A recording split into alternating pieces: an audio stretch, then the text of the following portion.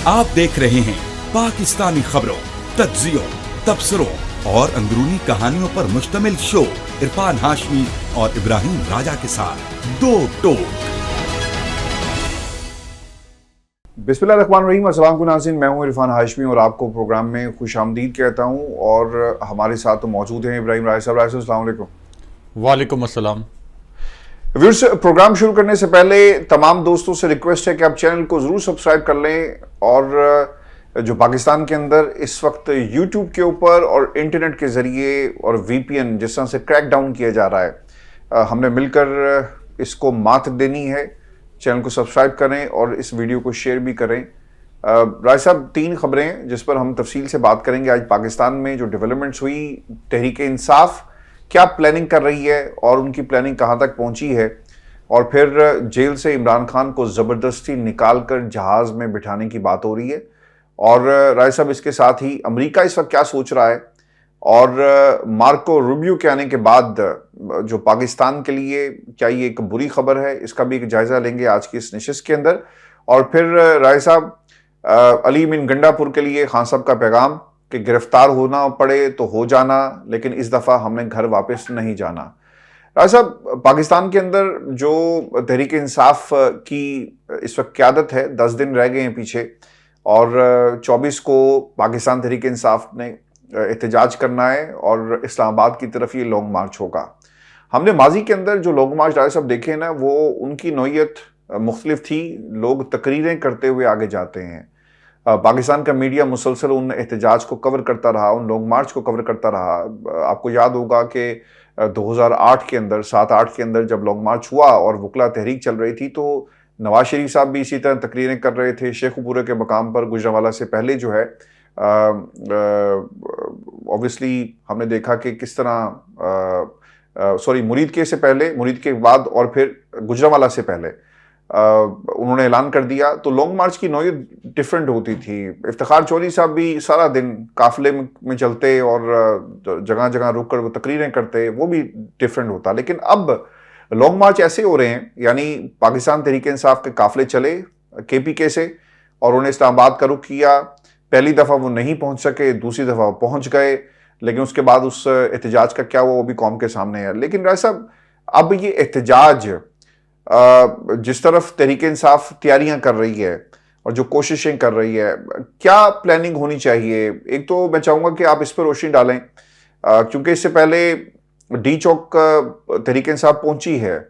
अब वहाँ पर इन्होंने बैठना है, इन्होंने वहाँ पे कितने दिन गुजारना है, एक अहम सवाल ये भी है।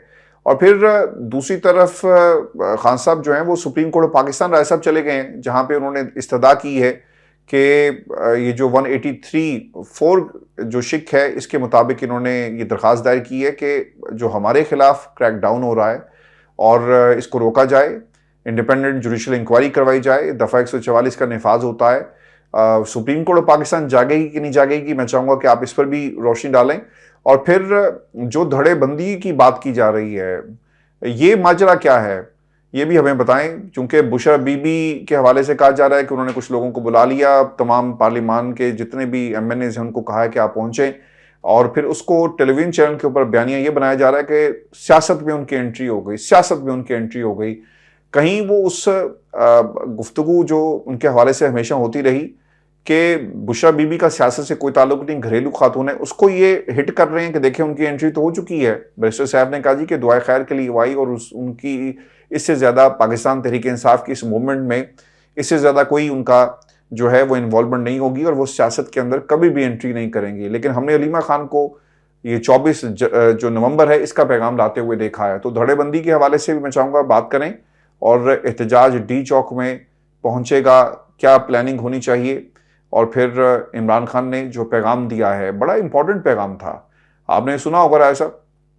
एक तो आर्टिफिशियल इंटेलिजेंस के ज़रिए इस पैगाम को घर घर पहुंचाया जा रहा है। लाहौर में जो वॉलंटियर्स की एक पूरी प्लटून है वो इस वक्त हमें सड़कों पर नज़र आ रही है, दुकानों पे जा रही है, लोगों को ऑर्गेनाइज किया जा रहा है, लोगों में आगाही मुहिम का इस वक्त सिलसिला शुरू हो चुका है। और ये सिर्फ लाहौर में नहीं, कराची और जहाँ जहाँ भी पाकिस्तान तहरीक इंसाफ की क़यादत मौजूद है, वॉलंटियर्स मौजूद हैं, ये लोग कर रहे हैं।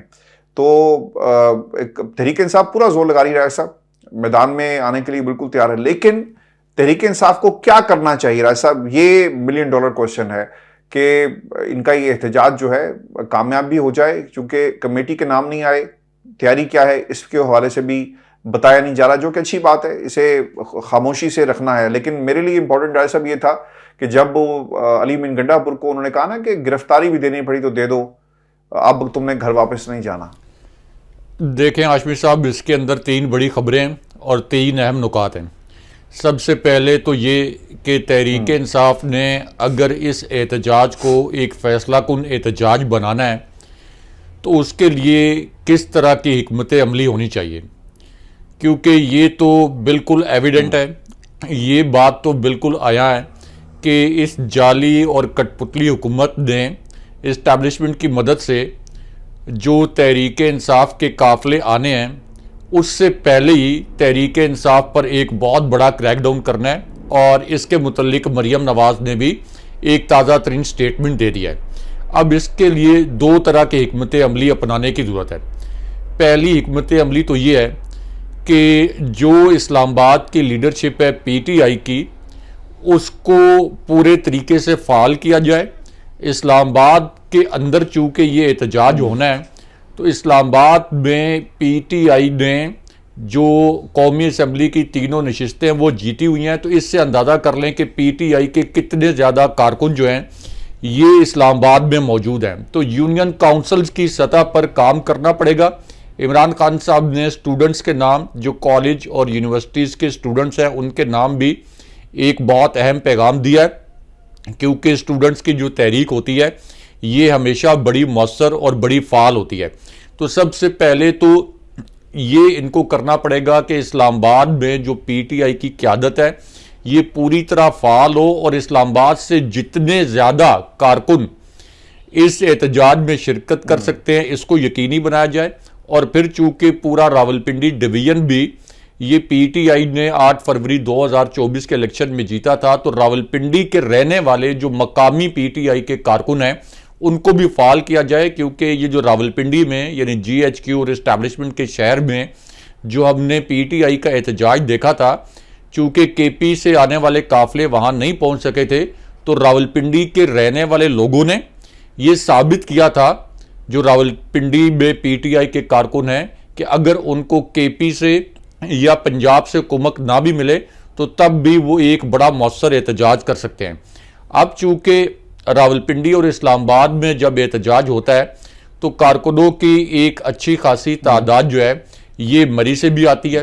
اسی طرح جو ایکسپریس وے ہے جو کہ مظفر آباد سے اسلام آباد تک آتی ہے، مری سے ہوتی، اس راستے سے بھی بہت سے کارکن آ سکتے ہیں. اور مری جو ہے، مری کوٹلی ستیاں کہوٹا، یہاں پہ صداقت عباسی نے یہ پی ٹی آئی کے بہاف پہ جو ہے یہ نشست جیتی تھی 2018 کے الیکشن میں، جب شاہد خاقان عباسی کو یہاں سے شکست ہوئی تھی.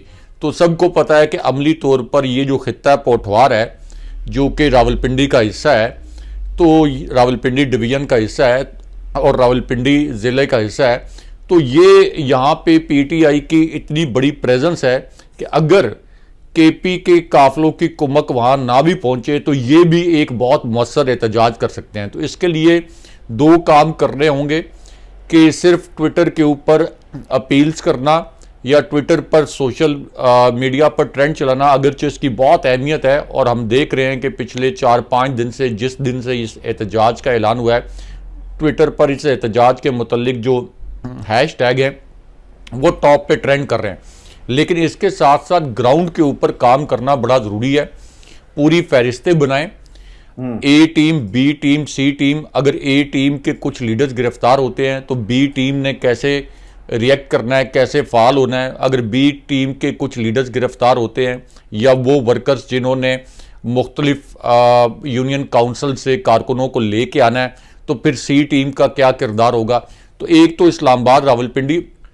اچھا، اس میں نا ایک چیز ایڈ کر دیں کہ جو خان صاحب کی طرف سے پلان آیا، ایک تو انہوں نے کہا جی کہ آپ نے ضلعی سطح پر لوگوں کو موبلائز کریں، عام آدمی کو کہا کہ وہ آئے، لیکن ایسا ہم نے لاسٹ ٹائم یہ دیکھا تھا کہ ایم این ایز نہیں آئے تھے، ایم پی ایس بھی نہیں آئے تھے. تو اب ایم این ایز کا آنا اور ایم پی ایس کا آنا یہ بڑا امپورٹنٹ ہو گیا ہے. اور وہ جیسا جو شیخ وقاص اکرم صاحب نے جو گفتگو کی ہے وہ یہ کہتے ہیں کہ علی بن گنڈا پور اپنے صوبے کی نمائندگی کریں گے، باقی لوگ جو ہیں وہ اپنے صوبے کی نمائندگی کریں گے. یعنی علی بن گنڈا پور کے پی سے آسانی سے آ جائیں گے جس طرح پہلے آئے، لیکن پنجاب از اے ویری امپورٹنٹ پلیس. یہاں پر لوگ ویسے باہر نہیں نکلے، ہمیں یہ کہنا چاہیے، یا پھر قیادت نے وہ کام نہیں کیا جو obviously جو فیسلٹیز آپ کو کے پی کے اندر موجود ہے، تو یہ فیکٹر کتنا امپورٹنٹ ہوگا؟ دیکھیں، چونکہ یہ کال براہ راست عمران خان صاحب نے دی ہے، اور عمران خان صاحب نے یہ بھی کہا ہے کہ یہ ایک فائنل کال ہے، اور جب تک ہمارے 4 مطالبات پورے نہیں ہوتے، یعنی جب تک ہمارا لوٹا ہوا مینڈیٹ واپس نہیں آتا، جب تک ناحق قید کیے گئے جو سیاسی قیدی ہیں ان کو رہا نہیں کیا جاتا، جب تک آئین کو پرانی اور اس کی اصل شکل میں بحال نہیں کیا جاتا، اس وقت تک یہ احتجاج جاری رہے گا اور لوگ سڑکوں پر رہیں گے، گھروں کو نہیں جائیں گے. تو اب اس پوری سچویشن میں پی ٹی آئی کا کوئی بھی ایم این اے، کوئی ایم پی اے، کوئی ضلعی صدر، کوئی بھی اہم رہنما یہ افورڈ نہیں کر سکتا کہ وہ اس احتجاج میں بھرپور طریقے سے شرکت نہ کرے، کیونکہ عمران خان صاحب کو چھوڑنے والے یا عمران خان صاحب کی کال پر عمل نہ کرنے والے یا عمران خان صاحب کے ساتھ کوئی دوغلی پالیسی اپنانے والے، آپ دیکھ لیں کہ پورے پچھلے 2 سال کے اندر جس نے بھی عمران خان صاحب سے دھوکہ کیا یا عمران خان صاحب کو چھوڑا، وہ عوامی سطح پر رسوا ہو گیا، اس کا پورا سیاسی کریئر ختم ہو گیا، اور بڑے بڑے جو سیاسی برج سمجھے جاتے تھے وہ ہیرو سے زیرو ہو گئے. تو اس لیے کوئی بھی یہ افورڈ نہیں کر سکتا کہ عمران خان صاحب کی کال پر پی ٹی آئی کا کوئی رہنما یا پی ٹی آئی کا کوئی ڈویژنل صدر، کوئی ضلعی صدر جو ہے وہ اس کے اندر بھرپور شرکت نہ کرے. انہوں نے کہا ہے رائے صاحب، اہم نکتہ ہے کہ اس دفعہ جو احتجاج نہیں کرے گا وہ گھر ہی جائے گا، اور ٹرسٹ ڈیفیسٹ کی بات بھی ہوئی ہے، اور بھی چیزیں ہوئی ہیں. رائے صاحب، ایک اور بھی بڑی خبر امپورٹنٹ ہے، تحریک انصاف تیاری کر رہی ہے، زبردست ہے، لیکن ایک خبر آئی ہے، اور یہ ایک طرف سے نہیں، کئی لوگوں نے اس کو جو ہے وہ اپنے اپنے انداز میں پھیلانے کی کوشش کی. میں اسے کہتا ہوں کہ یہ بیانیہ بنا رہے ہیں. پچھلی دفعہ بیانیہ یہ بنایا تھا کہ یہ مسلح جتھے اور اس طرح آئیں گے، اور پھر بعد میں کوششیں جو ہیں وہ تیز ہو گئی، اور انہوں نے جو بیانیہ 2 ہفتے پہلے سے بن رہا تھا 24 نومبر کے حوالے سے، اب وہ وزراء بھی ہمیں بات کرتے ہوئے نظر آ رہے ہیں. صاحب، کہا یہ جا رہا ہے کہ زبردستی عمران خان کو جہاز میں بٹھا دیا جائے گا اگر امریکہ سے کوئی کال آئی، اور کیونکہ حکومت کو پتا ہے کہ اگر امریکہ سے کال آ جائے تو رائے صاحب پھر وہ امریکہ ہے، امریکہ اپنی بات کو منوانا چاہتا ہے، اور امریکہ سے کال آئی تو ہم عمران خان کو زبردستی جہاز میں بٹھائیں گے اور بھیج دیں گے. اب اس کے اندر کیچ یہ ہے کہ اگر عمران خان کو زبردستی بٹھا کر سعودی عرب بھیجا گیا جیسا کلیم کیا جا رہا ہے، تو پھر ہم پیچھے ایک بیانیہ بنائیں گے، دیکھا وہ بھاگ گیا، وہ پاکستان کی عوام کے ساتھ سنجیدہ نہیں تھا، سنسیئر نہیں تھا.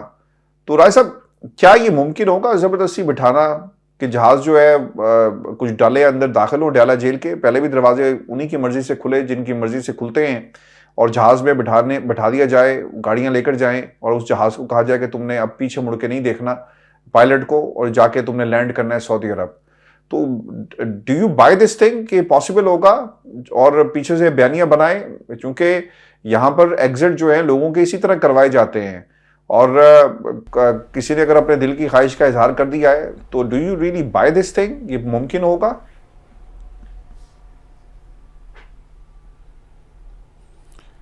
دیکھیں، میں دیکھ رہا تھا کہ نجم سیٹھی صاحب نے غالباً یہ تجزیہ خبر دی ہے، وہ کہتے ہیں میں نے پوچھا، انہوں نے بتایا، پھر میں نے پوچھا، پھر بتایا. جی اب اس کے اندر جو ایک گلچ ہے وہ بڑا اہم ہے، جو سوال ہے وہ بڑا اہم ہے، اور وہ سوال یہ ہے کہ مثال کے طور پر یہ کہا جا رہا ہے کہ عمران خان صاحب کے لیے اگر امریکہ سے، یعنی صدر ٹرمپ کے حلف اٹھانے کے بعد کوئی کال آئی تو عمران خان صاحب سے جان چھڑانے کے لیے، کیونکہ عمران خان صاحب اتنے مقبول ہیں کہ اسٹیبلشمنٹ کے پاس یا اس کٹ پتلی حکومت کے پاس عمران خان صاحب کے بیانیے کا کوئی توڑ نہیں ہے، تو ان کی کوشش ہوگی کہ عمران خان صاحب کو باہر بھیج دیں. لیکن عمران خان صاحب کی مرضی کے بغیر جس طرح سے کہا جا رہا ہے کہ جہاز میں بٹھا کے زبردستی سعودی عربیہ بھیج دیا جائے گا، تو میرا خیال ہے کہ شاید اس خبر کے اندر یا اس تجزیے کے اندر یا جن لوگوں نے یہ خبر دی ہے ان کو شاید جو سفارتی تقاضے ہیں ان کے متعلق انہوں نے زیادہ غور نہیں کیا اس پوائنٹ پہ. میں یہ تو نہیں کہتا کہ ان کو علم نہیں ہے, نہ میں ان کے سورسز کو چیلنج کر رہا ہوں, کیونکہ زبردستی اگر سعودی عربیہ یا کسی اور ملک میں بھیجا جائے گا زبردستی, تو اس کا مطلب یہ ہوگا کہ وہ ملک جو ہے وہ عمران خان صاحب کے اغوا میں اور عمران خان صاحب کو زبردستی قید کرنے کے عمل میں ایک طرح سے یہ تاثر بنے گا کہ وہ ملوث ہے. تو سعودی عربیہ جو پاکستان کا ایک بڑا مہربان دوست ہے, جی ابھی بھی کیا ہوا ہے, ابھی تو ریاست پاکستان نے کیا ہوا ہے نا, لیکن سعودی عرب جو ایک پاکستان کا بڑا مہربان دوست ہے, ہر مشکل وقت میں ریاست پاکستان کی مدد کی ہے. جو سعودی پرنس ہیں محمد بن سلمان, ان کے ساتھ ذاتی لیول پر عمران خان صاحب کا ایک احترام کا اور دوستی کا رشتہ ہے. تو کبھی بھی سعودی عرب ہو, کوئی اور مڈل ایسٹ کا ملک ہو, کوئی یورپی ملک ہو, وہ اس صورت میں تو کبھی بھی نہیں اجازت دے گا کہ عمران خان صاحب کو زبردستی طیارے میں بٹھائیں اور اس ملک میں لے کے جائیں. کیونکہ آپ ایک لمحے کے لیے امیجن کریں کہ یو اے ای یا قطر یا برطانیہ اگر زبردستی عمران خان صاحب کو طیارے میں وہاں بھیجا جائے عمران خان صاحب کی مرضی کے بغیر, اور وہ ملک جو ہے وہ عمران خان صاحب کو وہاں پہ یعنی وہ طیارہ اترے اور عمران خان صاحب کے اوپر پابندیاں لگ جائیں, تو جو پاکستان کے اندر 90% عوام عمران خان صاحب کے ساتھ کھڑے ہیں, تو ان کا سینٹیمنٹ اس ملک کے متعلق کیا ہوگا. تو اس لیے یہ سوال ہی نہیں پیدا ہوتا, اس خبر کا ماخذ ہی غلط ہے. یہ سوال ہی نہیں پیدا ہوتا کہ عمران خان صاحب کو زبردستی طیارے کے اندر گھسا کے ان کی مرضی کے بغیر سعودی عرب بھیج دیا جائے, وہاں پہ ان کو قید کر دیا جائے. قید سے مراد یہ ہے کہ ان کے اوپر پابندیاں لگا دی جائیں کہ آپ نے کوئی پولیٹیکل ٹاک نہیں کرنی. عمران خان صاحب کی مرضی اور منشا کے بغیر یہ نہیں ہو سکتا. کوئی ملک یہ افورڈ نہیں کر سکتا کہ کسی بھی ملک کے اتنے مقبول لیڈر کو, اتنے مقبول نہ بھی ہوں, ایک درمیانے درجے کے لیڈر یا ایک نچلے درجے کے لیڈر کو بھی زبردستی کسی اور ملک میں بھیجا جائے اور وہ قبول کر لے.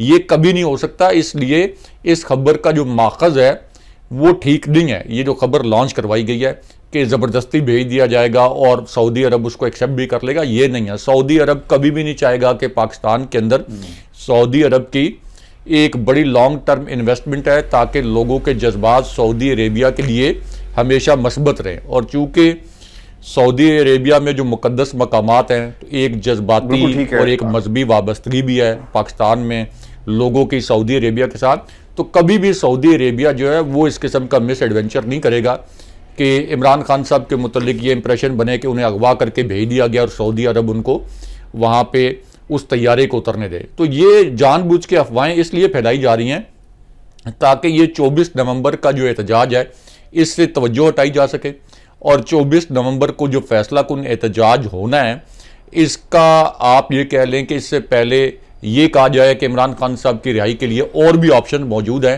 تو اس احتجاج کو فیصلہ کن احتجاج نہ بننے دیا جائے. اب جو آپ نے کہا تھا کہ یہ فیصلہ کن احتجاج کیسے بن سکتا ہے, اس کے لیے ضروری یہ ہے کہ اسلام آباد اور راولپنڈی کے ساتھ ساتھ کے پی سے نکلنے والے قافلے جو کہ علی امین گنڈا پور صاحب کی قیادت میں نکلیں گے, یہ ہر صورت میں پہنچیں اسلام آباد.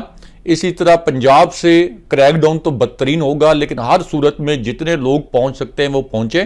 اور اس کے بعد اگر اس احتجاج کو ڈیسائسو بنانا ہے, اگین میں کہہ رہا ہوں کہ اگر یہ ڈی چوک تک محدود رہے اور 24 نومبر سے آگے یہ 6-7 راتیں صرف گزار سکتے ہیں اسلام آباد میں, آگے بڑی سرد راتیں آنی ہیں.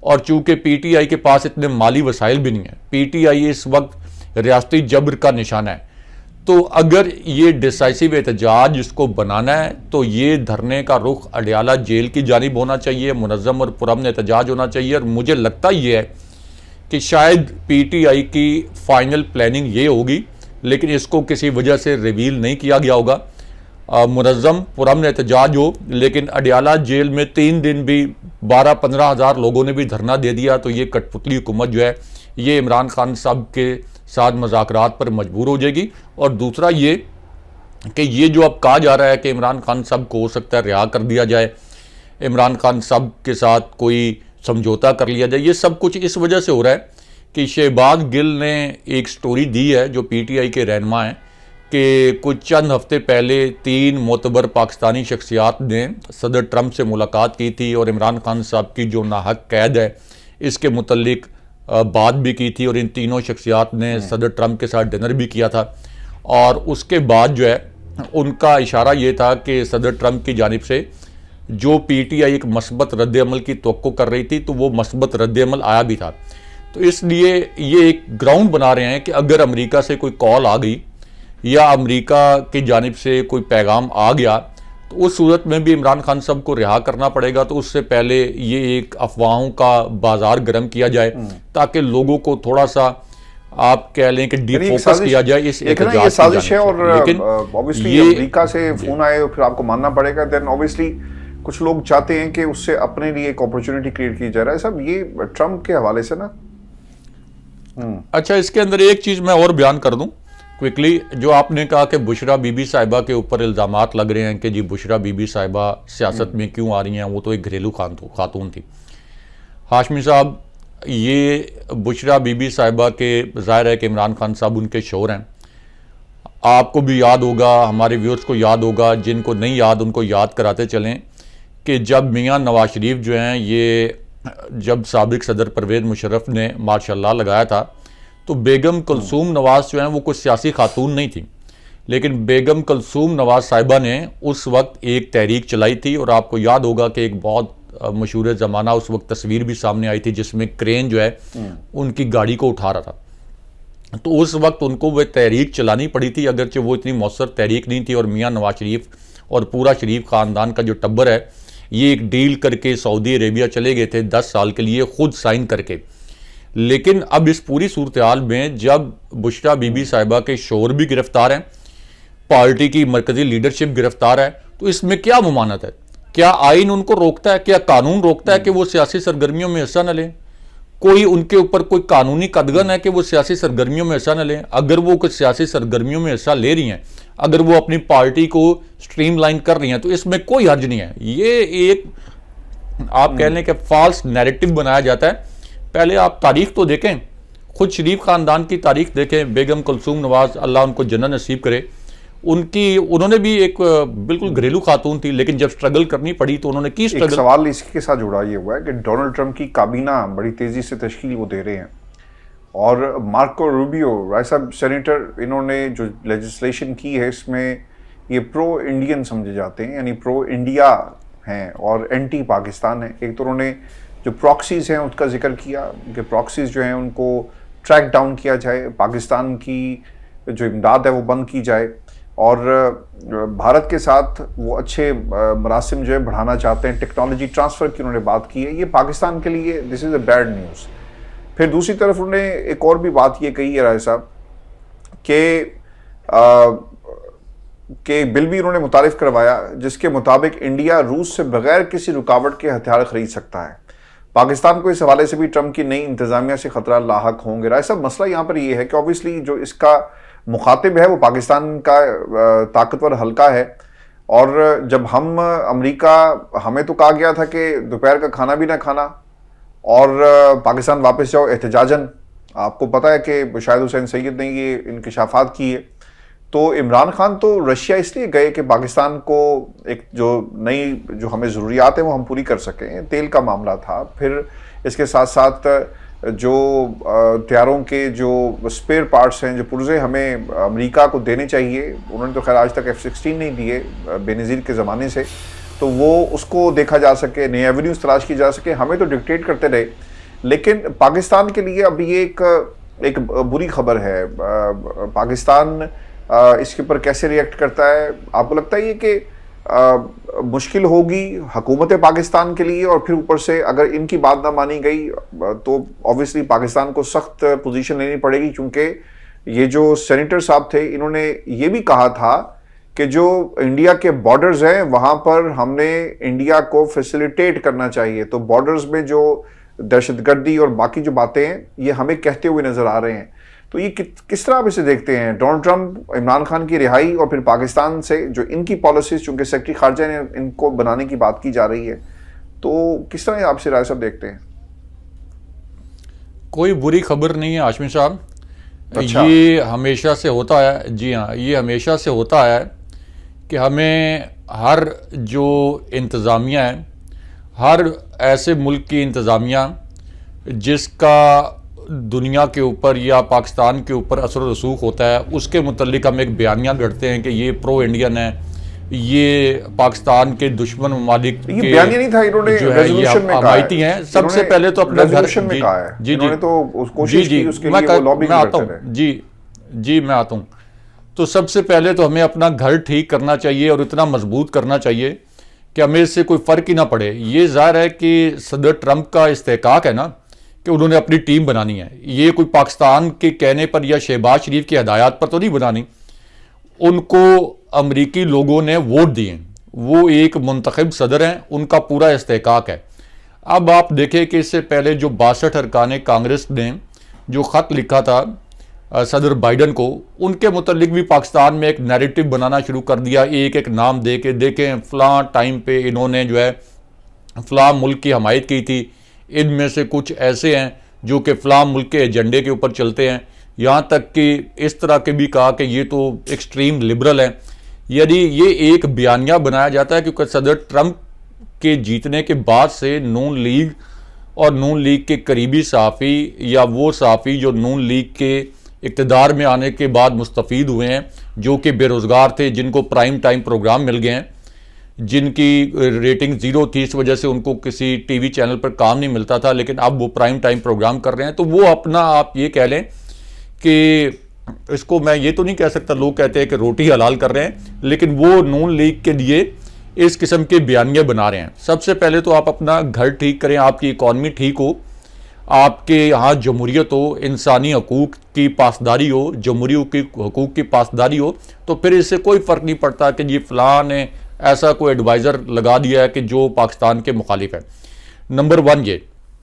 نمبر 2 یہ کہ یہ جو کال کی بات کی جا رہی ہے یا عمران خان صاحب کے حوالے سے، تو عمران خان صاحب کے حوالے سے اور صدر ٹرمپ کے حوالے سے خوف یہ ہے کہ میاں نواز شریف تو ابھی اس الیکشن سے پہلے آئے تھے اور سر توڑ کوششیں کی. انہوں نے کہا کہ نچلی سطح پر ہی کسی سے ملاقات ہو جائے امریکی ایڈمنسٹریشن کی. انہوں نے پوری کوشش کی کہ صدر ٹرمپ جو ہیں ان کی پارٹی کے لوسٹ لیول پر کسی آفیشل سے ملاقات ہو جائے، لیکن ان کی ملاقات نہیں ہوئی. دوسری جانب عمران خان صاحب جب یہاں پہ آئے تھے بطور پرائم منسٹر، تو وائٹ ہاؤس میں صدر ٹرمپ نے ان کا استقبال کیا اپنی اہلیہ سمیت، اور وہ فقید المثال استقبال تھا. اس طرح کے مناظر جو ہیں یہ وائٹ ہاؤس میں بڑے ریئر دیکھنے کو ملے. یعنی ایسے ملک جو کہ ڈیولپ کنٹریز سمجھے جاتے ہیں، ترقی یافتہ، ان کے جو ہیڈز آئے، ان کے وزرائے اعظم یا صدور آئے، ان کو بھی اتنا پروٹوکول نہیں ملا وائٹ ہاؤس کے اندر. کبھی نریندر مودی کو اس طرح کا پروٹوکول نہیں ملا جس طرح کا عمران خان صاحب کو ملا تھا. تو کہنے والے یہ کہتے ہیں کہ ایک کیمسٹری تو موجود ہے.